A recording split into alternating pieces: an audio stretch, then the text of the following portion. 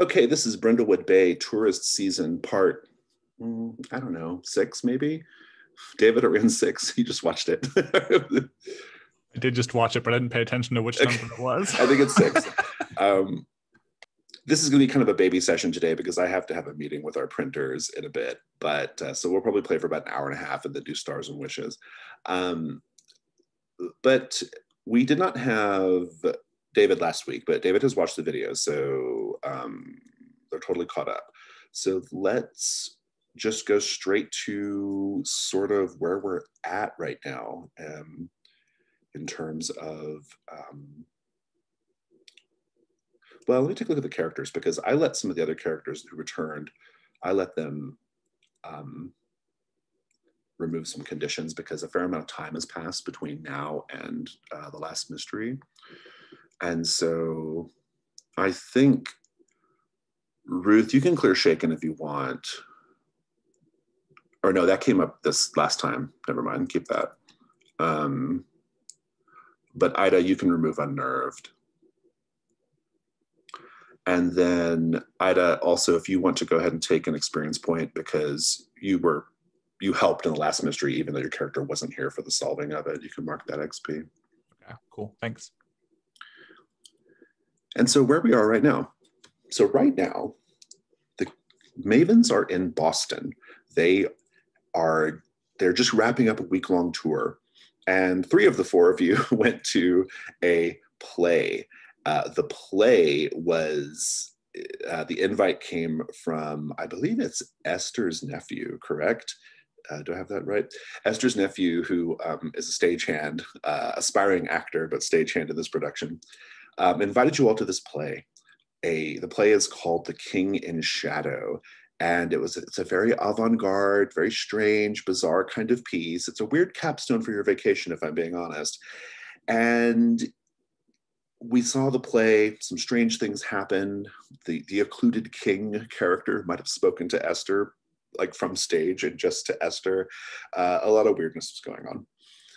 In any case, at the very end, the curtain dropped, the lights went out in the theater, and then the lights came back on, and there was no like ovation or anything. Like it was just over.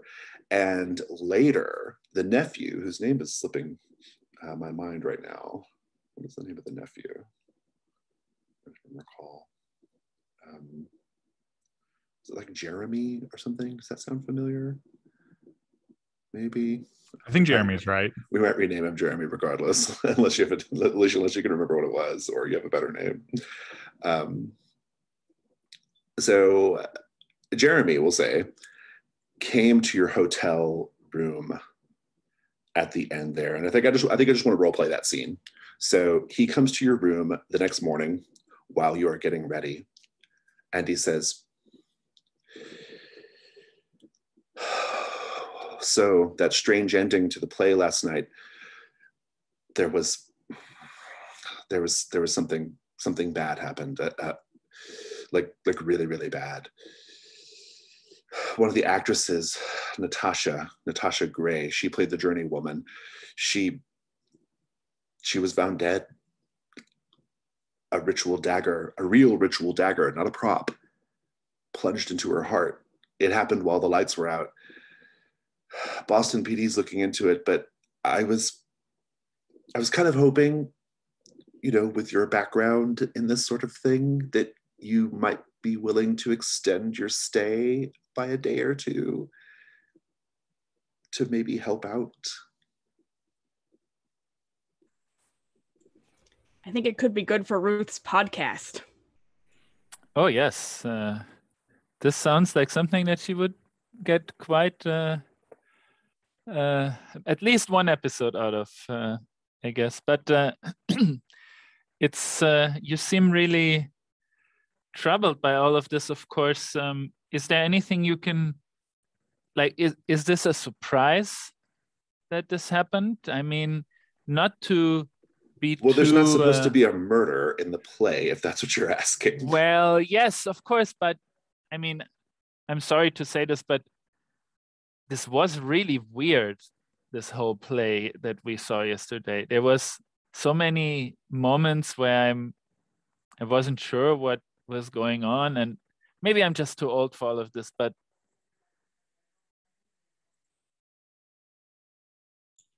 well, it is a very avant-garde production. That's true. And the character of the journeywoman is sacrificed every night in the script, but it's a plastic prop dagger normally with corn syrup blood. And last night someone really did the deed. And anyone on stage could have done it.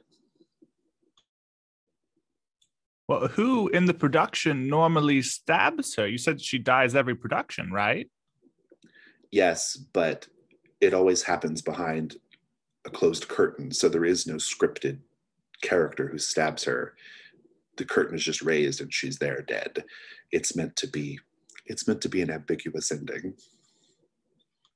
Oh, these avant-garde plays, I tell you. So I don't want to trouble you too much, but I know that, well, Aunt Esther, I know you've never been able to your bloodhound instincts will kick in whenever something like this is going on.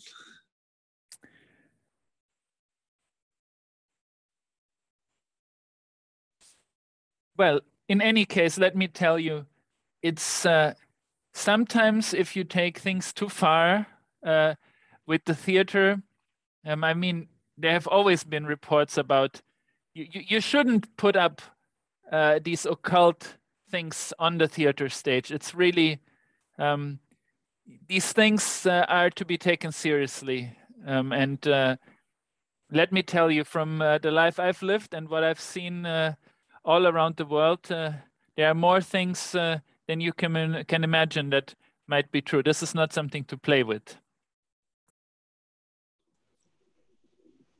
It does seem like you've gotten yourself in with some bad people, Jeremy.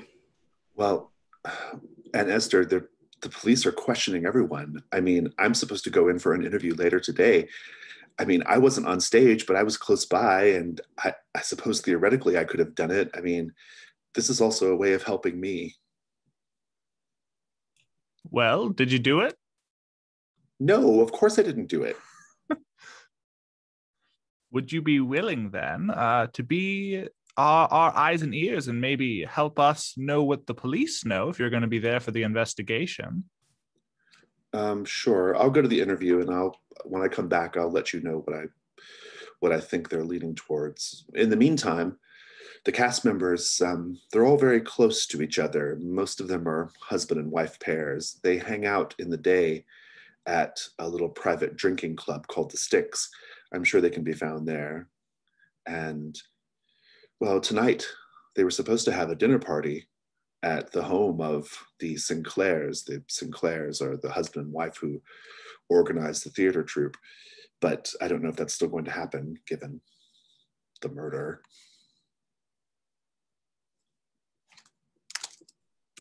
Is this the Sticks you talked about? Does it perhaps happen to be near a river? No. Oh, well, they missed an opportunity there. They could have picked a better location. Maybe an underground river? I don't know.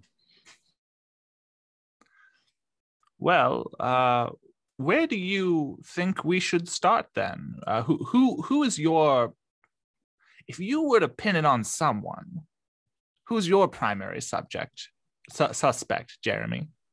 Well, if I'm being perfectly honest, they're all incredibly weird. Well, maybe it was everyone. Who knows? We'll find out, though. Very good. So, I think you have a few leads here. You could go to the Sticks. You could maybe go sneaking around the theater in the day when nobody is there working on or doing, performing a play.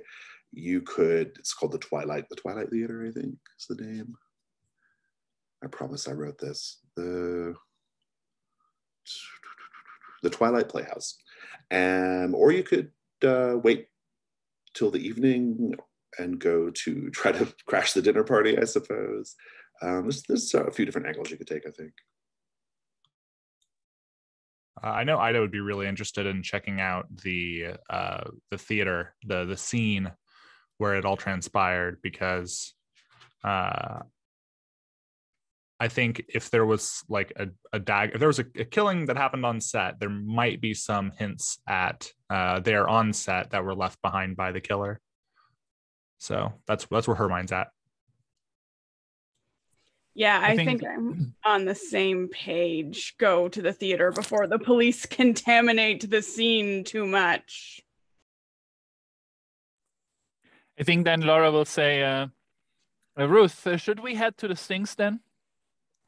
Sticks. I was thinking about just going down to the police station and with Jeremy and seeing what we can find out from, pick up what they've figured out. Sounds good. No harm in splitting everybody up. So, Laura, do you want to go to the Sticks by yourself? Yeah, I think so. All right, then. Why don't we start with let's start with the Twilight Playhouse then. So during the day, there is, oh, thank you, Dan, for the reminder about the scarecrow clue. Let's just do that now. I need to remind myself of the move though, because I don't remember how it works. I know it is a move. Give me a minute. At the beginning of a session, a stranger presses something into your hand or leaves something in a place where you can find it. The keeper will tell you what it is. Oh, it's a clue, but it's a floating clue. You can use it for this mystery or another mystery. Right. Ruth, as you're leaving, I think you're the last one out of the hotel room and you're locking up. A bellboy comes up to you and just takes your hand, and he presses into your hand an amethyst medallion. What the devil? And then he just says, shh, and walks off. All right, I'll just slip it into my purse and head on out. Make a note of it somewhere so you know to remember you have this floating clue, which could be connected to anything. Were there any other beginning of session moves that I forgot about?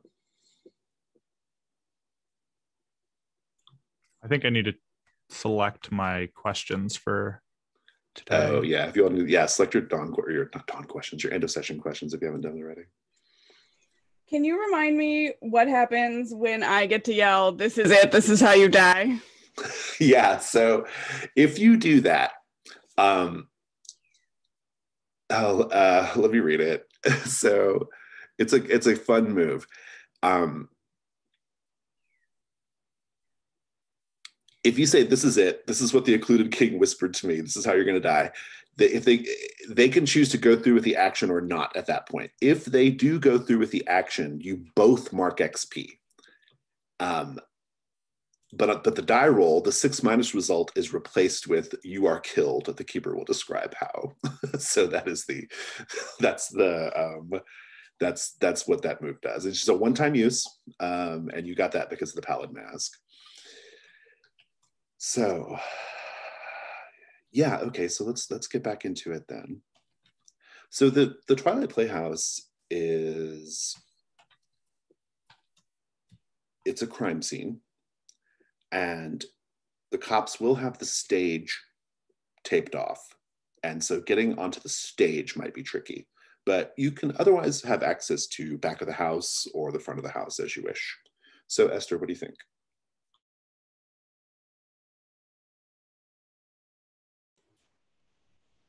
The back of the house to start.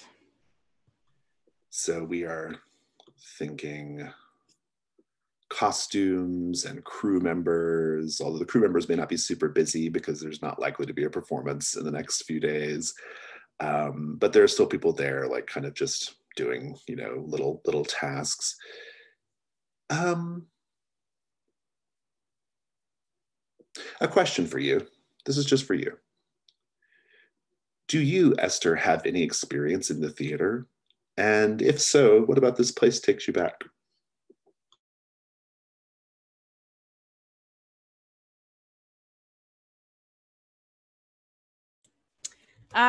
Yeah, I did amateur productions in university. And I was not very good. Jeremy comes by it, honestly. I did musicals in particular, but I was always just like in the chorus. Like I never got like a real role. I was also a terrible singer, so I don't know why I was in the chorus. And it's that musty smell of the costumes that have been worn 1,000 times and are probably never washed very well in between productions that sort of brings me back. I love it. So what's your first move?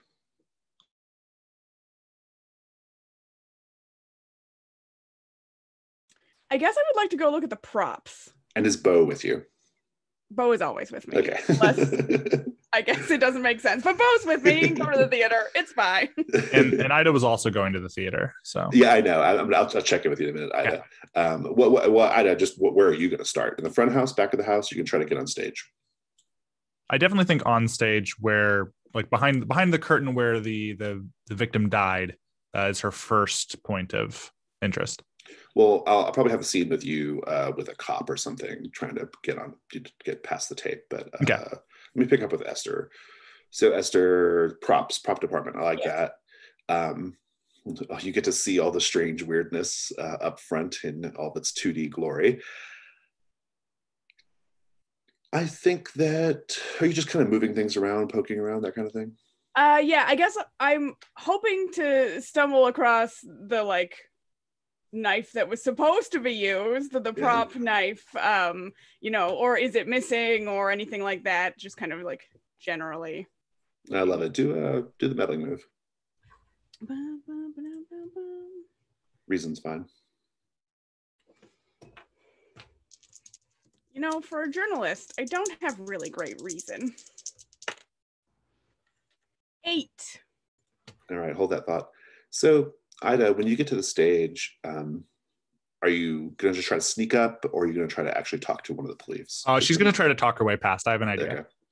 So I think I'm not going to do a Boston accent, but a cop says, he kind of like says, "Oh, sorry, ma'am, this is a crime scene. You can't come up here."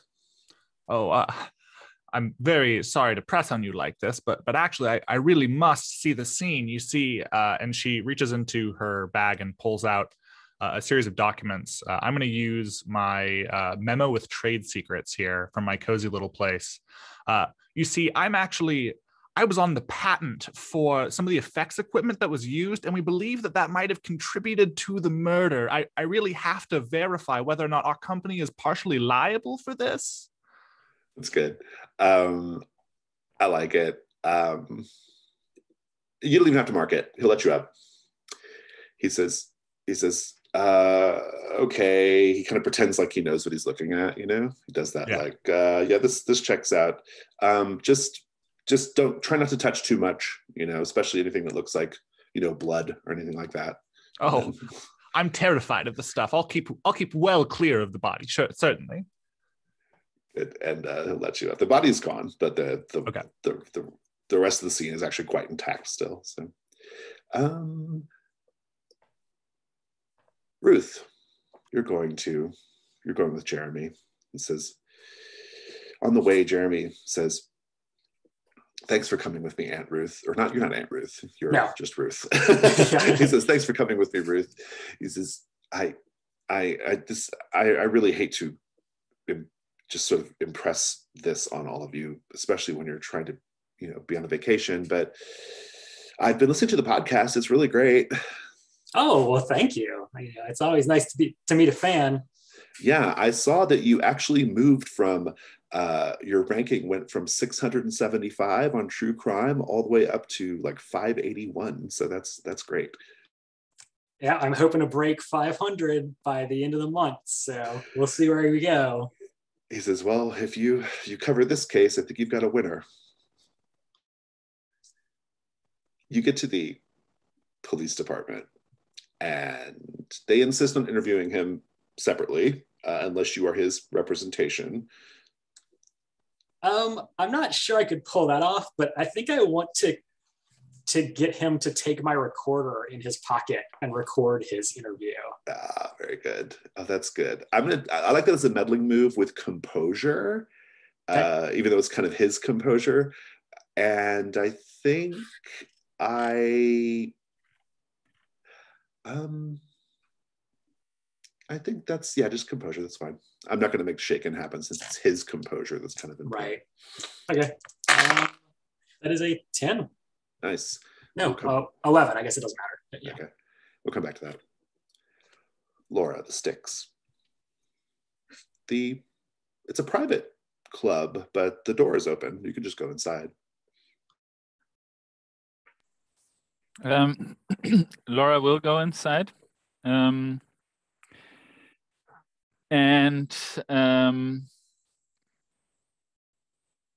She first she will kind of see what's the scene here. What kind of club is this? Is it full, or are there even people around? What is the situation here? I'll give you the high level view, and then we have a paint the scene question.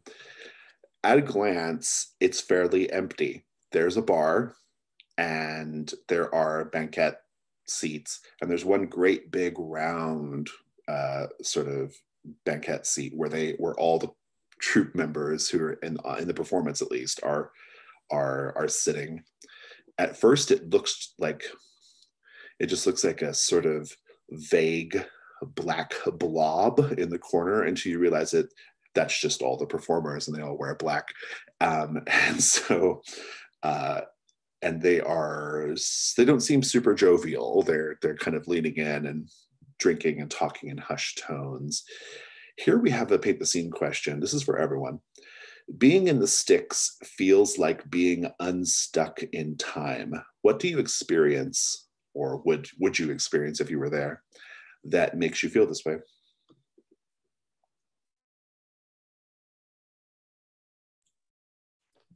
The jukebox plays medieval fife music. I think there are several, there's several clocks on the wall in here, but they all display different times, and none of them, if you're listening really carefully and can hear over the music, none of them are ticking to the same beat.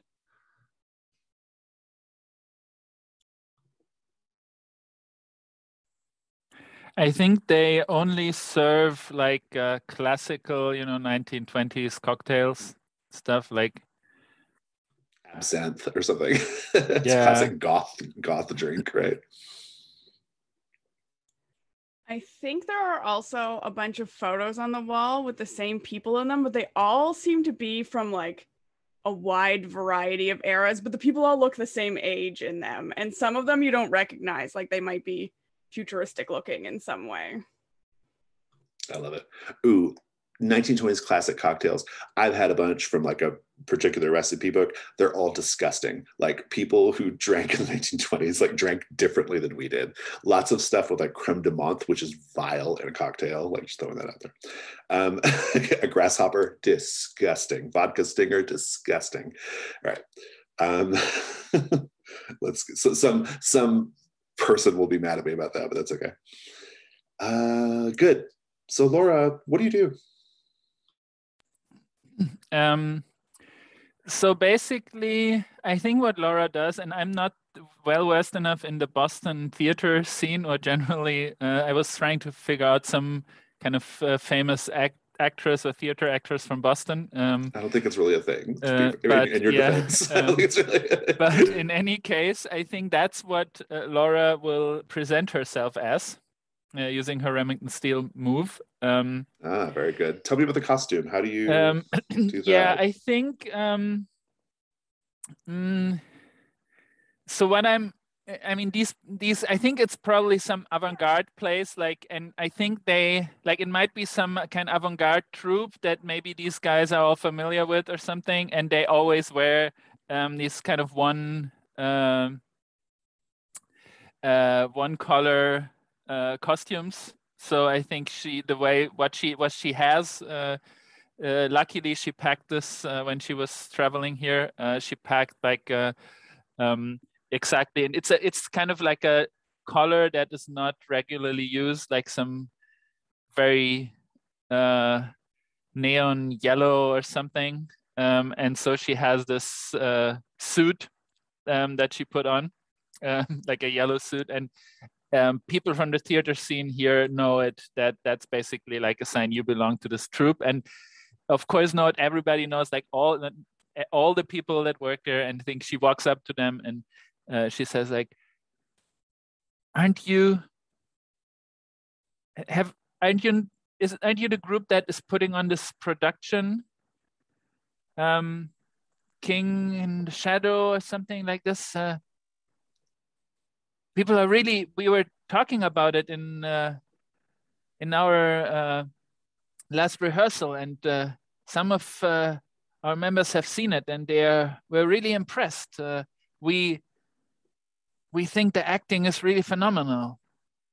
We need to think of the name of your troupe here. So they wear yellow. That's strange color. Anybody have any thoughts on what this other avant-garde theater troupe might be called? Maybe the Hornets. Okay, fine. And so that or a basketball team, one of the other. One of the people looks up at you. He is an older man, frizzy gray hair, a very penetrating gaze, and he has a pair of bouting balls in his hand, those sort of metal spheres that you kind of, go back and forth in your fingers. And he says, "Are you by chance a member of the Hornets Theater Troupe?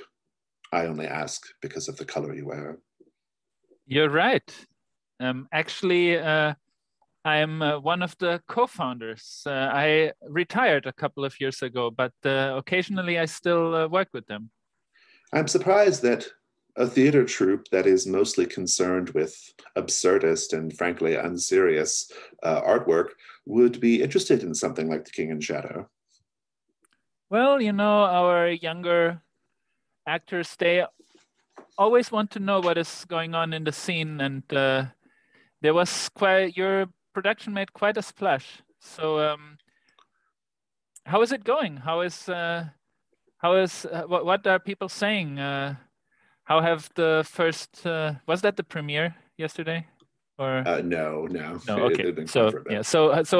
What is the reaction? Well, what does Boston think about The King in the Shadow? Well, the newspapers hate it, of course, which is a marker that we're doing something truly bold and daring. I'm afraid to say, by the way, my name is Ambrose Sinclair. I'm the director of the production. I'm afraid to say that, well, the show might not go on. We had a bit of a unfortunate incident at last night's performance. I'm sorry to hear it. Did someone fall ill or?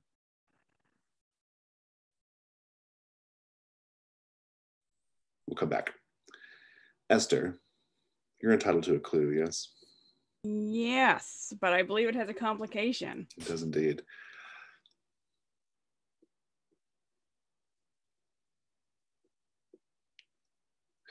You are looking around at props, and there are lots of like prop books, and they're just like paper mache. They're not like actual books, right? Or they're just like whole shelves of paper mache books, right?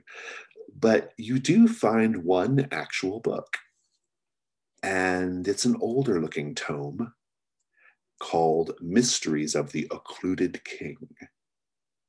And you thumb through it quickly and discover that an illustration of the occluded king's lover looks, well, familiar, but you can't quite put your finger yet on who it looks like. There's just a vague familiarity there.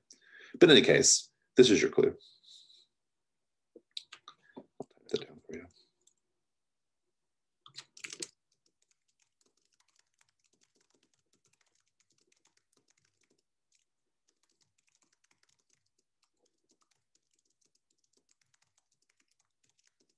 You can define who that person is later or who they look like. While you're going through there, the dressing room is nearby. It's really more like costume storage. And you hear a sound, a voice coming from it. The voice is, "Hello, is someone out there? Can you hear me? Have you come? Have you come to take me away? Have you come to take me away on the tides of darkness to the land of our Lord?" What do you do? Well, hold on, let me look at my sheet. I think I still have the bloodhound condition. I sure do. I guess I'm gonna go look, right? I'm gonna go look, yeah. We'll come back to that. Ida, you are on the stage. We have a paint the scene here for everyone. As the camera pans around the set, what do we see that subtly suggests this is a real, actual ritual space?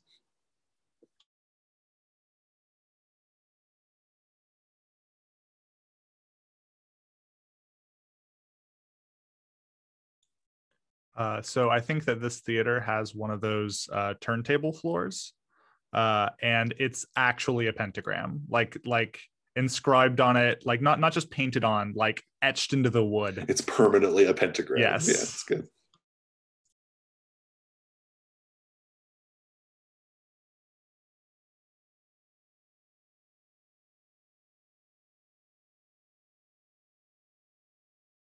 Who wants to go next? This is for everyone. I think there's like the at the ceiling we have a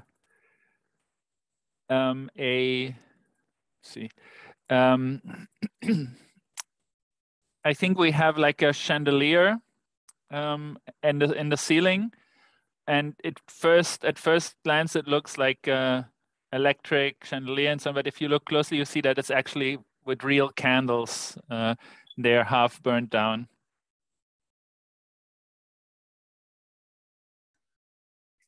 So there's like giant Costco sized bags of salt just piled around.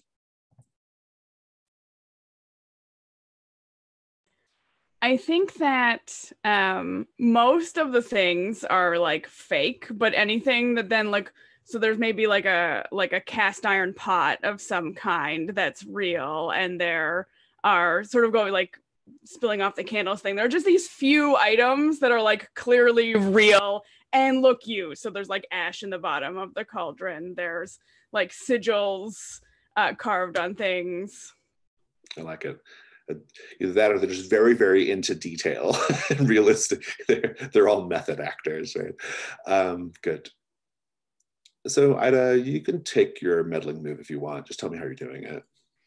Yeah, I think she is. So she watched the play. So, and I think she's a pretty analytical mind. She probably watched, looked for those cues of little effects magic here and there of like, you know, who pulled what from where on stage to make something else react. And so I think she's looking for like obviously the police have taken the body away and done whatever they've done to investigate the scene. But I think she wants to look for anything on set that seems to have been disturbed from where the show left off the night before. Go ahead and take reason. Okay. Get my dice out. That's not bad. That's 5 and 3 is 8 plus 2 is 10. Nice. I'll give you your clue now. I'd kind of like to spend a crown to upgrade, actually. Oh, okay, good. That takes you to void clue, right? Yeah. I think this, just given how this mystery is, I think I'm interested in putting on a crown of the void. I'm like the lowest on that right now, and we're all down in Spooky Town right now, so I figure this is no better time. Oh, and you got one last time too. I didn't write it down. when all the people stood up in the audience with gold masks, that counted as that was a void clue.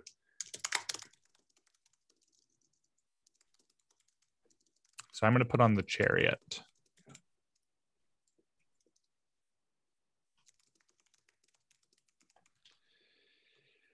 Fabulous. So you get a clue and a void clue. In that case, let me come back to it. So Ruth, the interview wraps up and you get out of the police station and Jeremy says, well, I got the audio for you. Are you going to be able to use that if they were being recorded without their knowledge? Oh, well, there's always ways around that. Anyway, do you think they're going to listen to Side the note, 560th? not in the state of Texas. Nobody's going to listen to the 560th most popular true crime podcast anyway. So he says, well, true crime is a really big market. That could be a lot of people. It's almost certainly equal to, number 100 or 200 on tabletop role-playing game lists of podcasts. So he says, and he gives it to you. And then do you listen back to it now? If so, I'll give you the clue now. Otherwise, you can go to something else. So maybe I'll just talk to him a little bit about, what he knows since he's here. Yeah, he'll kind of tell you this and it'll be confirmed on the recording. He says, well, I don't think they really know what is going on, to be honest. They think that all the suspects are anybody who was on stage. And I gave them a list of names. There's Ambrose Sinclair and Veruca Sinclair. They sort of run the troupe. Veruca plays the Duchess in the play. There's the Vites, Anthony Vite and Belladonna Vite. Anthony plays the boatman and Belladonna's in the chorus. There's Gregor Thune, who is the occluded king, and Giancarlo Thune, who is in the chorus. Otho Fane, Delia Fane, knave and chorus member respectively. And then of course there is Natasha's young husband, Maxime, who plays the prince. I think those are the people that they're focusing on. Not me, thank goodness. I think my willingness to talk satisfied them well enough that I wasn't involved. So is everyone involved, married to each other? This seems weird. He says, well, like I said, they have strange ways of doing things. And they're very into this play. I would frequently ask them about, what other sorts of plays have you done? Classics, Death of a Salesman, Who's Afraid of Virginia Woolf. They didn't even know what those things were, some of them. I questioned their commitment to all theater. Yeah, it sounds like maybe you should find a better group here. Well, definitely now, for sure. He says, they did say one strange thing came up, actually. And he says, I don't know why this should be relevant or interesting. Well, it's just a strange detail, I suppose. They asked me about it. Apparently, Natasha Gray was in some television productions in Great Britain, and she won a Britty Award, and it was found smashed on the set, shattered. They asked about that. I don't know. It seems like a clue. It usually is. Indeed. Shattered Britty Award is a clue.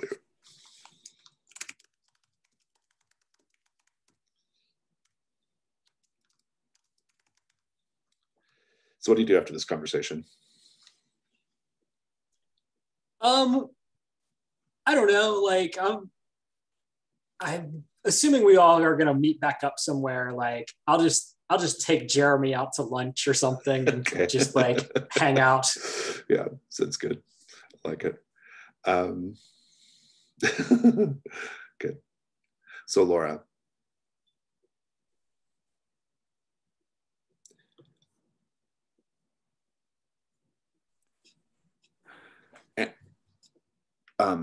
Ambrose's wife, Veruca, who plays the Duchess, she is sitting next to him. shiny black hair pulled back tight, very like quite vivid blood red lipstick. And interestingly, she smells like tomato vine. She answers your question and says, one of our troop members was murdered last night.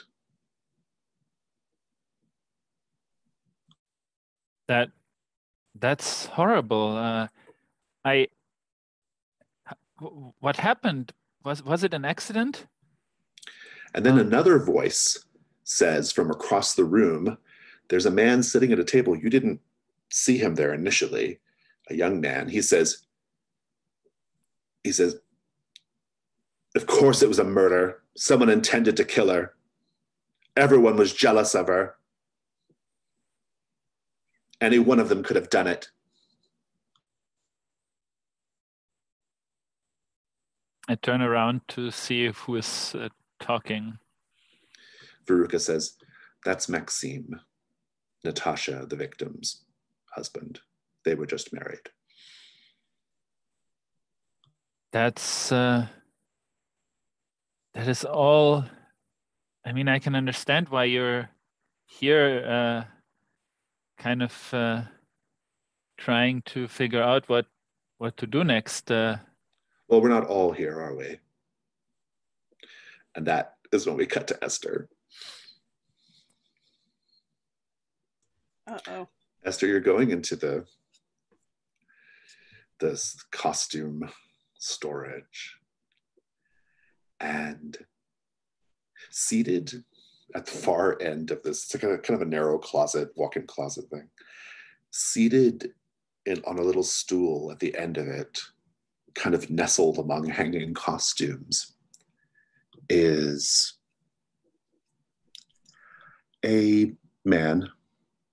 He has very vacant eyes, thin, almost transparent flesh, and he doesn't even seem to notice you when you walk in. And he's just muttering, down below, in the vastness, gems and gold glittering, unspeakable wealth, unknowable knowledge. He is reaching out for us, calling us home to him. Would that we could return to the cold embrace of the void, but the void has rejected us. And now we are truly alone, down below, the inky vastness down below. What do you do? Hi, sir. Excuse me. I'm sorry. I don't mean to interrupt your rehearsal. I've just, looking. I have been rehearsing for this moment for all of my adult life. I am ready. It's a really important role. Do you, were you here last night by any chance? He stands up and you realize that he is very tall. And he says, oh yes, we spoke, you and I, last night.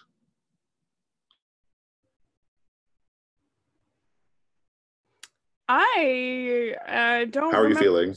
Anyone uncomfortable? Take unnerved as a condition. I think I'm in a little bit of denial. He says, I can see it upon your face. You wear the pallid mask, the gift our Lord gave to his beloved wife, Persephone. You wear it well.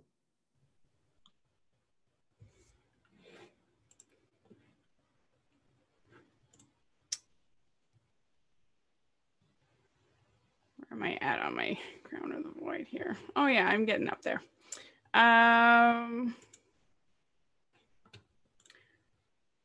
What is this void that you speak of? It is the first place, that which existed before everything else that came after. It is the home of the occluded king. and his beloved. Who is his beloved? She is called Persephone in the myths, but she is gone. The myths got it wrong. She never returned.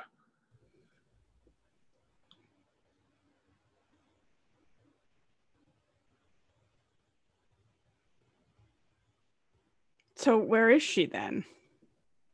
It is no concern of mine. And he walks past you. The time is near.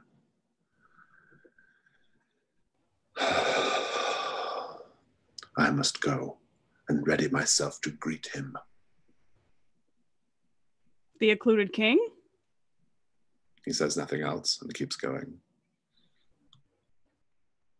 That was weird. Ida, I owe you a clue and a void clue, yes? Yes. Let's take a quick, like a 3-minute break just to get some water, and then we'll come back. Okay.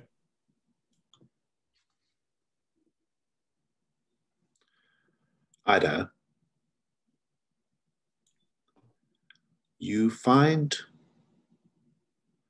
tossed almost haphazardly in a corner of the set a copy of the script of The King in Shadow. That's unusual in and of itself, but what makes it a clue is that you thumb through it and you see written in the margins of one of the pages is the note, "I'm going to kill you." Is the script marked in any way for who owns it? No. Okay. Type that in the thing.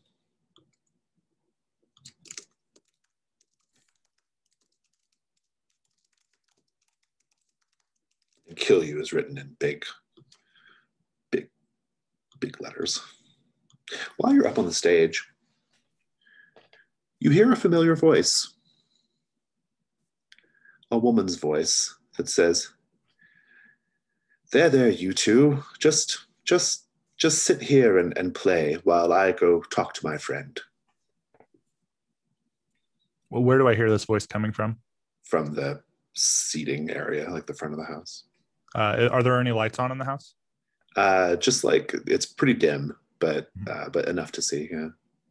I think Ida would step forward to the edge of the stage. If the curtain's drawn, she would sort of poke her head through and look around it to see who's there. You see a bright pink blazer. It's Jane Leaf, who a few months ago moved to Brindlewood Bay, if you'll recall. Mm-hmm.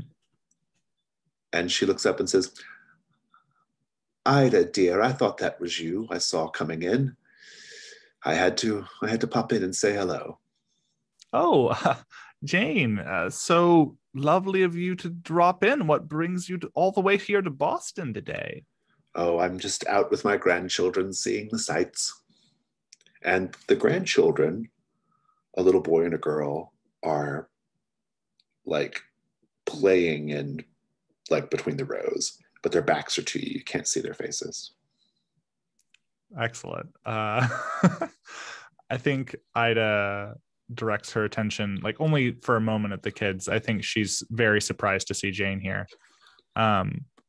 Well, Jane, you're here with us at the theater today. I don't think there's going to be a show tonight. There's been a terrible event among the cast. She says, "Come down, dear, so we don't have to yell at each other across the way." Oh boy. Yeah, Ida will slide over. She'll walk over to the edge of the stage and like sit down on it, and then hop down onto the ground below. And she'll walk over to where Jane is standing. Says, that's better. That's better. So, looks like something terrible happened here. Unfortunately, that is the case. It seems we can't go anywhere without finding a body these days. Yes, or fingering someone for the murder, like my sister. Well, that only happens because someone has died. We don't go around making murderers. She says, I'm sure you don't. There, you two. Just calm yourself. Their backs are still turned to you. Well, I think it's really interesting that we should run into each other here, my dear. I was feeling similarly. You didn't answer. Why are you here today? Oh, well, I was hoping to purchase a ticket to the King in Shadow, only to discover that there's not going to be a performance tonight after all, and now I know why. Yes, it's certainly a tragedy. How did you hear of the play? Oh, the people who put on this performance are well known to me and my friends. Really?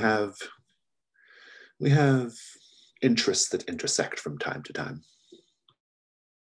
Like in the media community? They been on your show at some point, or? No, nothing like that. I think it's more accurate to say that I wanted to see the play just to see how close they were getting. Well, from my experience of the performance last night, I can say very resolutely that I have no idea what happened. So if that's what you're looking for, they were right on the mark. And she says, well, perhaps I shall be able to catch the show someday. And then she turns and leaves the kids there. She doesn't call them to follow her. And they're still just playing there with their backs turned. Your guardian is leaving. Are you? They get very still. Their backs are still turned. Their arms drop to their sides. They make no motion or say nothing. Yeah, Ida's gonna go up and she's had kids. She's gonna go up and check these kids out, make sure they're okay, make sure they know where they're supposed to go. They turn around and they are staring at you with empty sockets, just black, empty voids where their eyes should be. And they let out a peal of laughter and run away. How are you feeling? I think Ida's feeling a little bit paranoid. I think her gut response is, even though after she's had that sort of ghost experience at Snowdrop House, her gut response is there has to be cameras somewhere. Somebody has to be trying to make a fool out of me right now. So I think she's feeling very paranoid, very hyper attuned to her surroundings. You can take someone's watching me. Yeah. I think that plays into the eyes idea pretty good. We'll cut over to Laura. Laura, remind me what we were doing. You just met Maxine Laura and Veruca. Maxine had been talking to her, and I think Laura sits down next to him and says, my dear, I'm sorry to hear what happened, and especially losing love that early in life. She's kind of putting a hand on his shoulder and saying I myself lost the person that I had the most intimate relationship with when I was quite young. And let me tell you, my art, and referring to her theater troupe, is the only thing that brought me through it. So I think you will be able to survive this, even though it will be difficult for a long time to come. But I could maybe, if you'd like, I could tell you some more, but I really, what is it that the two of you, your wonderful young wife and you were doing with this? What is the goal of this performance troupe that you have put together here. You can do the meddling move now. Do you want to mark your costume to get an advantage? Okay. I'll do that, I think. Roll 3 dice, take the 2 highest. In any case, it is presence, a 5 at most. Oh, wow. Okay.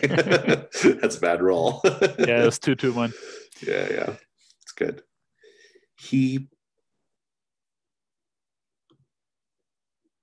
looks up at you and he says, "It doesn't matter. I intend to join her soon. If I act quickly, I can catch her before the boatman takes her away. Perhaps we could enter the great shadowy hall together." And he pulls out a dagger and plunges it into his own heart and collapses forward. We shall cut away. Ruth, you're just having a nice lunch with Jeremy while the other characters are having these freaky ass experiences. That's right. I think I'm just asking him I'm asking him lots of overly personal questions about his relationship status and his career plans and all of that. Yeah, absolutely. So you wrap up lunch. It's delicious. And what's next? Well, I think maybe we should. I think maybe we'll go to Styx. I think that's where, I think Jeremy needs a drink to settle his nerves. So I'm gonna bring him to Styx. Sounds good. I'm not sure his nerves are going to be settled at the river Styx. I think I'm going to set it up to where you all arrive just as Maxime is plunging the knife into his chest. Unless Laura's taking Crown to avoid this, but I don't think so. I think this.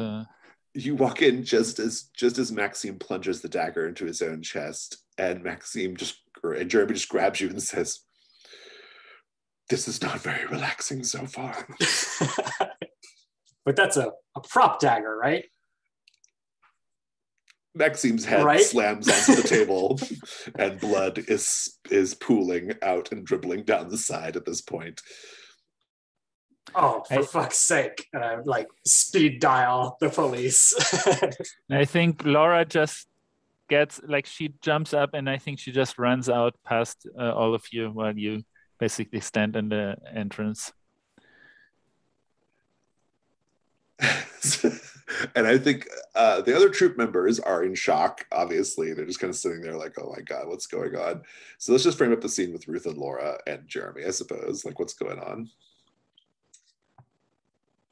So I'm going to call the cops, but then I'm just recording everything. I'm just secretly recording everyone in the bar, which apparently is a felony in Massachusetts. But I think Laura says, he just, I was just talking to him and I'm not sure if either, Ruth, let me tell you, either he was overcome by a grief that, I don't know, that just must have completely clouded his mind, or these people are all just completely insane. Well, you saw the play they put on. But that's what I'm talking about. So looking around, is everyone shocked, or who's the least shocked looking that I could find to talk to? One of the troop members orders another drink from the lone barman. That's my person. And this is Otho Fane. Otho is described as luxuriantly obese, wears beautifully tailored suits, even though he's quite a big man, and a very fancy purple cravat, smells of lilac and baby powder. and he's drinking absinthe with his little spoon, in the glass. And what do you say? So can I get one of those? He says, "Oh, of course. I don't like to drink alone, and I'm afraid that the rest of this lot might be a little shaken by the events of the afternoon." And he sort of clicks his fingers at the barman for another one, and they bring it. And he's sort of showing you how to do it, right? Like how to prepare the drink and all that. He says, "Well, this is normally a private club. We don't get many visitors, and now we have had 2. Well, I can see why you don't get too many visitors. This is the sort of thing that happens in this establishment." Well, everyone in the troupe is dropping like flies, it seems. It's sad, really. How are we ever going to find a new journeywoman in Prince? That does seem like a problem, but I mean, you don't seem particularly concerned yourself. Well, I am not particularly interested in the theater, if I'm being perfectly honest. I bankroll this little endeavor of the Sinclairs because I like to hang out with unusual people. I get bored with common people. Hey, I understand that. I'll drink to that. So you bankroll the whole thing, huh? Yes, my wife and I, we have a little bit of money. My wife, Delia, have you met her? And he sort of points out Delia. She's like very tiny, sprightly even, and a very like strange asymmetrical haircut going on. And she just waves like, "Hello." So she's recovered from the shock as well, I think. Yes, I mean, I think everyone's kind of recovering pretty quickly, okay. Right? That tends to happen in these things. I think Laura comes in. She kind of, takes a deep breath and goes over to where they were just talking, and then she looks at. I think she overheard this, that they, like, where will they find another journeywoman and so on. And then she says, like, maybe I might be able to help. As you know, I'm quite deep in the theater scene here, and I might have some contacts that I might be able to find you some an actress that might be willing to take the place if you what is it that you're looking for to continue this despite 2 people dying on 2 days? One of the performers, Belladonna Veit, she comes up, having overheard what you said. She's a member of the chorus, and she has very dark, wispy clothing, like kind of Stevie Nicks sort of, kind of thing. And very pale skin, tattoos all over. I imagine she looks a little bit like Helena Bonham Carter kind of situation, right? And she says, "Well, if they were smart, the Sinclairs would just put me back in the role of the journeywoman. I was always better at it than Natasha anyway."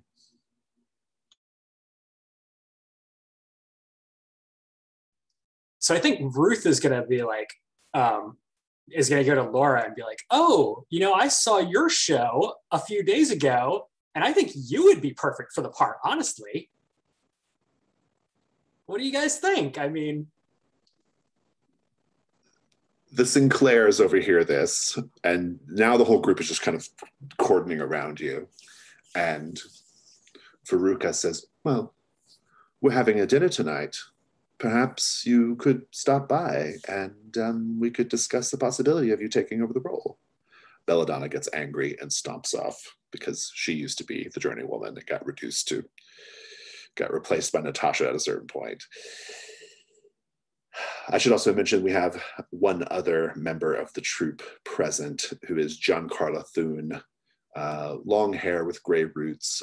She's wearing a flower crown and is the only one wearing like kind of brightly colored clothing, or at least like pastels, not like dark black. And but her husband Gregor is not there. Cutting back to Esther. After Gregor leaves and goes, what do you do next, Esther? I think I actually want to try to follow him if I can do that. I think that's good. I'm making it the night move, even though it's daytime, because it's dark and this person seems particularly troubled. So what are you afraid is going to happen if you fail? I'm afraid he's gonna like capture me, I guess. I think it's worse than that. He will capture you and he will sacrifice you to the void. Oh, good. And so take the move with composure. I'm putting you at disadvantage because of unnerved. Hurrah, I need another die.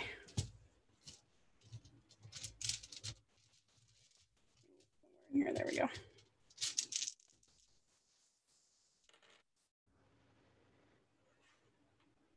That is an 8, even with disadvantage, so. Not bad. Ooh. You are able to follow him. He goes to just a little side room. It's not marked. There's no indication of what room this is. And it's in the very, very rear of the house. And he closes the door before you manage to get in. Do you open the door and follow him? No. Is there like a window or something I can peek through instead? No. Okay. Then yes, I guess I'm going to open the door and follow him. The door opens up into a stairway going down. It's pitch black. He must have descended the stairs with no light. You don't see a light switch. What do you do?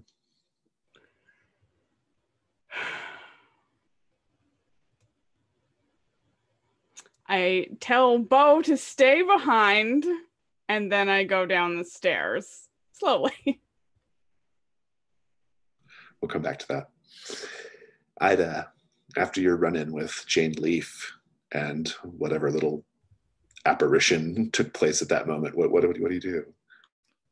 I think that Ida is fairly spooked right now. And I think she would look to touch base with Esther since they came here together.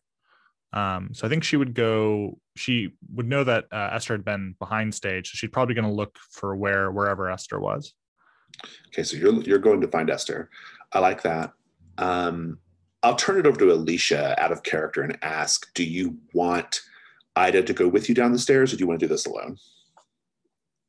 I would be fine if Ida wanted to join. Okay. I'm going down either way. Ida, do you want to go down the stairs, or do you want to show up too late? Since Esther left Bo behind, I kind of like that Esther makes it down first to wherever she's going, and then I find Bo, and I sort of because Ida would panic at that point. I like that. Yeah, that's good. So we let Esther get into danger or whatever, and then maybe Ida shows up. Okay, good. Yeah, I'm into that. So we'll just put a pin in that for now. Let me check back in with Ruth and Laura then. So the Sinclairs are very into this idea of at least entertaining the notion of replacing Natasha with Laura, but then there's the matter of replacing the prince too. So I think Laura will say, well, sometimes Jeremy will pipe up if you don't say something.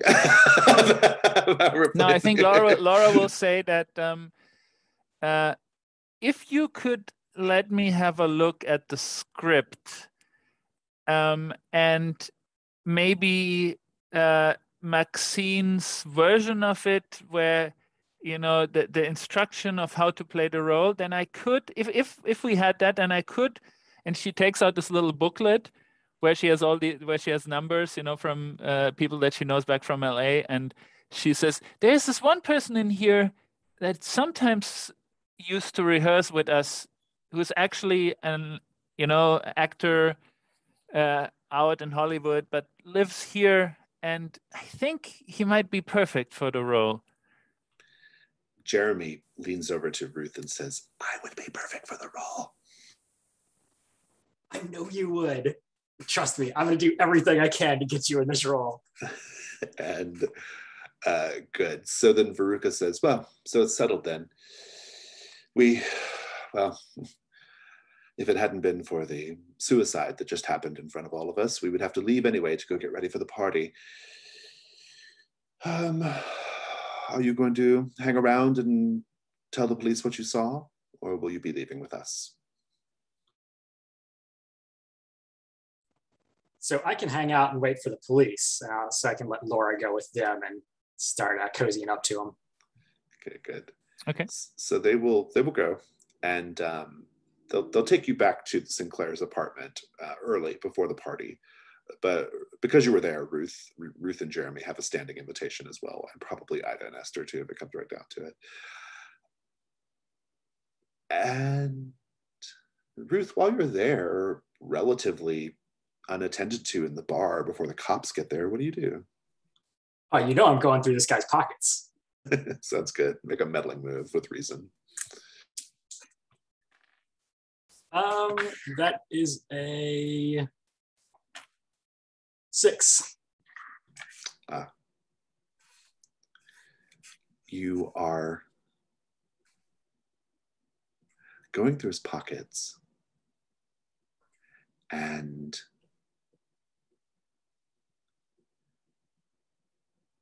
you feel something crawling around in one of his pockets.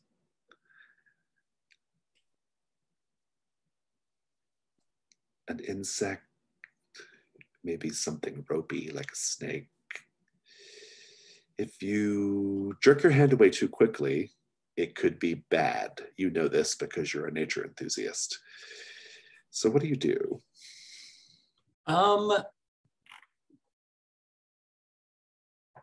Yeah, I think I'm just gonna let it crawl around on me till I can figure out where its head is, and then just grab it by the neck and yank it out. It is a viper of some sort. And I want the night move because of the circumstances. What are you afraid will happen if you fail? I'm gonna get bit by a viper. It's worse than that. It's a magical viper. Roll with composure. All right. That is a 6. That feels like a good place to leave that moment for next time with you having reached in. I could do cut to commercial, but we're a little long for when I want to go till, so we might do I think I'm gonna use a mask on that probably anyways. Okay. Why don't we do cut to commercial like next time if you don't want to use a mask? So sure, we can do either. We'll figure it out. In any case, I do want to wrap up with Esther here. You're going down the stairs. It's dark. There's a little bit of light from up above, but that goes away pretty quickly. And you hear a voice that says, yes, I knew it was you. I knew you were the one who would descend into my realm. You are her, are you not? Persephone in the flesh. Come, my queen, take my hand. And you sense a hand reaching out in the darkness. Perhaps you even see it, white and luminous in the darkness, reaching out. We're going to just end there. I like that as a cliffhanger. And short session today, but let's do stars and wishes. Stars are things we enjoyed. Wishes are things we hope to see next time. Whoever wants to go, take it away.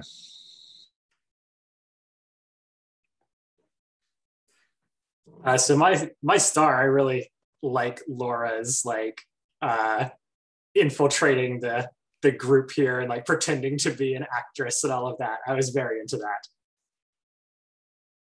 Star as well. I really liked the building off of that situation, and now incorporating it. It's like, well, there's a gap in your play that needs to be filled, and who better? So that's going to get carried forward as both, like, I guess, a star and a wish. I think that's really cool. Yeah, for me, I was really into just the I love this mystery and I know how this mystery goes because I wrote it and because I run it a certain way. And it's just fun it still always plays out differently. And this was really fun just to, I really love that the characters split up. I think that was key for me. I think it wouldn't have been quite as enjoyable if you'd all stayed together. I think the isolating yourselves, like, I think increased the tension of every scene. And so I just really quite enjoyed that. And so I just had a good time with all the creepiness and the tension and everyone's sort of leading into the danger. Yeah, I think I'm kind of going back and forth because on Laura, especially because we had some really creepy scenes with her and she's often been alone, kind of in danger, whether she might be this kind of tragic character that might actually not survive this, all of this at some point, which I would be fine with. Yeah, I mean, it's sometimes difficult to how to react to, like, for example, this suicide right in front of her. Of course, that would have been difficult. But I think, maybe because I think she might be in a place where there is enough weird things that have happened, and also she might be feeling a kind of responsibility now towards helping solve this, and so she, especially now that Ruth was also there, and so yeah, and let's see if has to go on stage. Looking forward to finding out. I want to also give a star for Ida, specifically to David, for the way that you just like keep leaning into, like, she's seen all this weird fucking shit, but like still this like skepticism. I really like that. That's like just this constant like undermining. It's a nice balance because you're like, oh, the weird shit happened, but obviously someone's playing a trick on me. I just really like that. Hey, yes, I was gonna say star to David too for marking the crown when you did, because I think it was perfect to get the midwives involved, like, at some point here, right? Sort of because it helps set up the idea that the midwives and this other cult essentially are kind of in opposition to each other, but kind of like not, and yeah. So I'm also thinking about that moment. Why I really wanted specifically to take on the chariot there is because that reduces her reason by 1 as it increases sensitivity. And I think this is like sort of like the pivoting bit where Ida stops relying so much on her reason, because she's starting to realize that she's in a situation where that might not get her very far. Actually, a sort of wish tied to that. I really hope that Ida arrives and finds Bo right as, that, like, she maybe even hears that line echoing up the stairs as Esther is told that down below, because man, I feel like that's going to be a really great scene next episode. I'm also really glad that you picked up. I left Bo there on purpose, right? Partly because I mean, animal cruelty is one of my lines anyways, but I don't want anything to happen to Bo. So like, I was like, leave Bo behind, but also as like this like symbol, right? Like, why is Bo here and not Esther? So I'm really glad that you picked up on that. But Bo is like our Kerberos right now, right? I mean, as Esther descends into Hades, right? Like, yeah. So. I really liked also 2 moments when Esther kept her cool, kind of, playing with this, meeting this weird figure, and then just, going for, now this must be a rehearsal, so nothing weird to see here. I think that was great. Yeah. I had another one, but I think just slipped my mind. So. since Esther had been the one with theater experience too, I felt like that was just so natural, because like I was definitely like, wow, this is spooky and unreal, and then you're just like, oh, you're just acting, and it's like, there it is. We didn't RP it, but I give a star to Dan because I liked the sort of juxtaposition of Ruth just like having a lunch with Jeremy while the other characters are having these quite intense moments. So yeah, that was enjoyable for me. Yeah, I think the podcast thing is also still kind of something that keeps giving us some Pays interesting dividends, moments. Yeah. Yeah. Yeah, I also really like the it was a very cinematic entrance with like rejoining the scene at the bar right as the guy killed himself. Like I think that's another good side effect of like everyone splitting up, is everyone gets to rejoin scenes at the most interesting time. So yeah, definitely. Any wishes before we go? I'll just say that for a wish, I really love, like, I want to see, I'm super curious to find out if there is a very mundane reason for Natasha's death, or if her death is related to some occult activity. My instinct is that the occult activity is a red herring, or it's not relevant, kind of like the midwife stuff is in the other murders, right? Like it's not, it's there, but it's not like directly the reason, right? I'm curious if it's something like that, or if there actually is like a reason related to the occluded king that Natasha had to die. But some of the clues indicate that it's something more mundane than that. So just curious to find out. yeah, 100% of Brady Award winners that we know have been murdered. That's true. I'm starting to wonder if a Brady Award is some sort of object of power. Yeah, it's a clue in all my mysteries. So the Shattered Pretty Award appears in all of them. Right. Awesome. Any other stars or wishes before we go? Should we do end of session questions? Yeah, sorry. For the short session as well. Forget that. Yeah. Thank you. Me Let's do too. it real quick. End of session. Esther. No mystery was solved, so no one's getting that. Did you share your wisdom with a young person? I tried to tell Jeremy that he was like not hanging out with some good Oh yeah, people. I'm into it. And then did you behave like a woman half your age? Does going down the stairs count? I feel like it doesn't. That's standard Maven behavior. Did you secretly, okay, let's go to Ruth. Did you secretly undermine the authority, but you get 1 XP. Did you secretly undermine the authority of a local official? Yes, I was taping their interrogations. That is correct. Did you behave like a woman half your age? I feel like maybe drinking absinthe in a theater bar at the scene of a... Yeah, I'm into it. Yeah, I'm into it. Yeah. Right.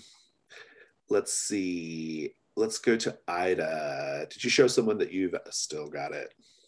I think I was thinking about that one. I think that's probably my closest to an answer on this for this session, which would be like her demonstrating this like extreme technical knowledge to the police officer guarding the scene. Yeah, I like it. Did you share your wisdom with a young person? I don't think she really had the chance. She didn't say much to Jeremy before they broke up. So certainly not to those little kids. Yeah, no. Laura, did you share your wisdom with a young person? Yes, they're dead now, but yes. Did you dote on someone? I think I did when I tried to comfort them. I think because I also did share my wisdom of traveling the world with Jeremy at the beginning. Oh yeah. I think between the two, I think you got them. Yeah, I think you got them both. Yeah. But those combined, it all worked out. Awesome. Okay, well, in that case, I will let you all go. But thank you for this short but really sweet baby session of Brindlewood Bay. And see you all next week. See you next week. Bye-bye. Bye. Bye.